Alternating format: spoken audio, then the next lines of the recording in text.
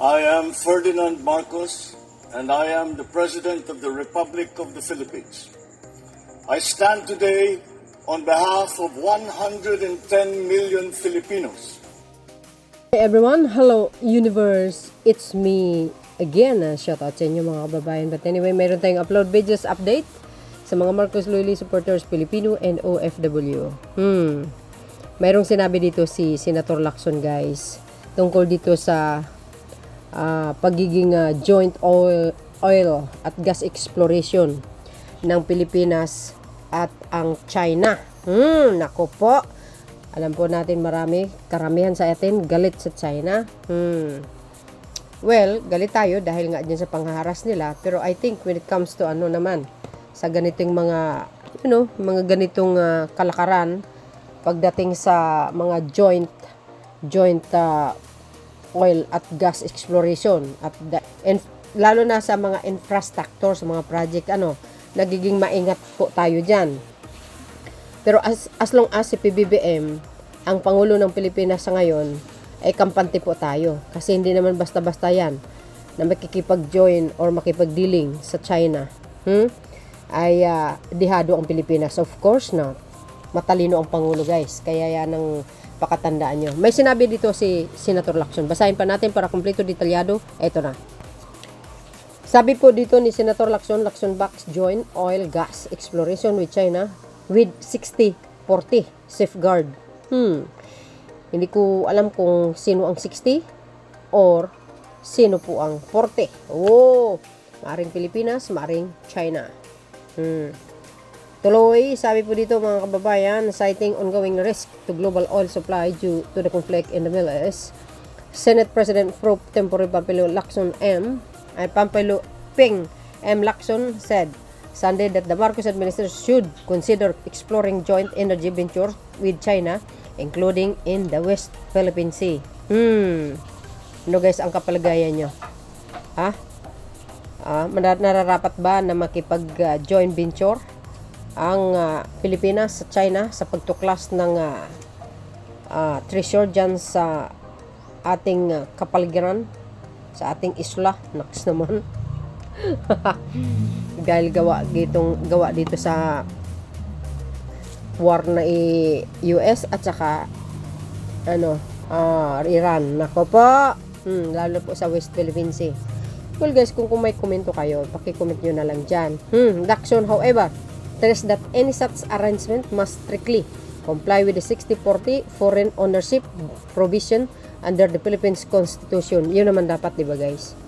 Dapat talagang ayusin, magiging mapanuri. Dahil alam po natin itong bansa na ito, medyo basta, alam nyo na yun. Huwag na natin banggitin dito. But siyempre, ang Pangulong Marcos Jr., dyan tayo po bibilib. Hindi niya po kayang pabayaan yan. Maniwala kayo. Monitorin yan. Pagdating sa mga dealing, pagkasunduan, dyan magaling si Pangulong Marcos Jr. Siyempre kasamang DOA, para ibang gabinete. Diba? Pag 60-40, hindi ko alam doon. I think Pilipinas 60. China is 40. I'm not sure guys Kailangan naman, diba? Sumusunod kung anong nakasaad sa saligang batas. goes. Yes, for square behind, sinuportahan ko. Kasi sayang yayaman tayo doon. Yes, I am supporting this. I am for square behind it. There is so much potential. We can benefit greatly from it. He said in an interview on DCWB radio when he asked if the Marcos administration should consider joint exploration. Well guys, pag makipag-joint exploration tayo dyan, para din sa kapakanan ng sambayan ng Pilipino, for sure, sabi nga ni Senator Lacson, makakuha tayo ng malaking benefits dyan. Yan na guys, dumidepende tayo kung anong sinasabi niya. But, syempre, ang Pangulo, sinasabi ko naman, pagdating sa mga ganyang kasunduan, sinabi ko sa inyo guys, ang Pangulong Marcos Jr., maingat yan. Tiwala tayo as long as siya ang Pangulo. Walang problema.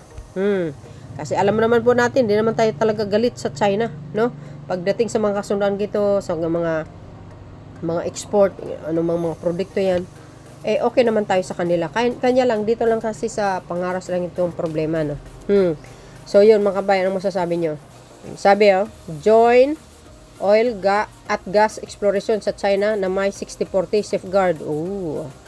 Ayan ang mahalaga sa atin on paper sa agreement sa MOA or whatever na pipirmahan. Maliwanag na emphasize doon 60-40 kapag pumayag ang China, panalo tayo. Dahil ibig sabihin, nire-recognize nila ang sovereignty ng Pilipinas sa West Philippine Sea kung saan man ang area na ma-explore. OM goes. Mukha yatang excited ang guys ang China rito dahil naibalita yung malampayan natin. Aba kailangan maging maingat ang gobyerno, baka tuso yan. Pero sabi ko nga, trust that president 100%. Alam niya kanyang ginagawa mga kababayan. Alam po natin hindi naman maka-China ang ating Pangulo, remember that, di ba? Maganda yon kung 60-40. Alam niyo sa aking mga kababayan, kung ito naman sinabi ni Senator Lacson ay maganda ang resulta nito, mas magbi-benefit tayo, aba why not naman, 'di ba? Makikipag-join venture gas exploration tayo sa China. Wala naman siguro masama doon, mga kababayan. I know some of you are against, but syempre abangan po natin ang magiging kasunduan ng Pilipinas at syempre higit sa lahat ang desisyon ng Pangulo. Naku, mahabang dealing ito guys mahabang pag-i-explain o ibig sabihin pag uusap kailangan masusi dahil ang kapakanan ng mamayang Pilipino nakatayo dito. Alam natin tuso ang bansa na yan. Nako po, kaya maging maingat ang Pilipinas, huwag magpakalin lang. Sabi ng mga nagko-comment, less talk, less mistakes, more talks, more mistake, no talk, no mistake. Ikaw yan Marami ibang bansa na gustong mag-explore pero huwag China, malaking gulo yan. May punto rin, 'di ba? Lagi ko sinasabi mga kababayan, dumidepende ako kung ano ang magiging desisyon ng Pangulong Marcos Jr. That's it. Dahil once na pumayag ang Pangulo, ibig sabihin maganda. 'Di ba? Pag hindi siya pumayag, hindi maganda. Sabi po dito guys, tingnan mo. With due respect, Senator Ping Lacson, sir, mas mabuti siguro ang joint explore sa ibang bansa kaysa sa China. Di natin makapagtiwalaan ang China dahil una-una ay di naman nila kinikilala ang ating claim sa ating teritoryo at itinutuloy nila sa pag-aari nila ang mga ito. Kung bibigyan natin sila ng pagkakataon na magkaroon ng bahagi dito ay sa malamang magising na lang tayo isang umaga na wala tayong bansa. Naks naman. Na wala tayong control sa mga ito. So I think, do you think guys, papayag ang majority ng Pilipino? Of course not. Hindi mangyayari yan. But of course we should respect the netizens opinions kasi malaya naman sila magsalita. May punto siya dito, maaaring hindi. Pero tama rin naman siya guys kasi nga dahil dyan, inauna dyan sa mga pangaras nila, 'di ba?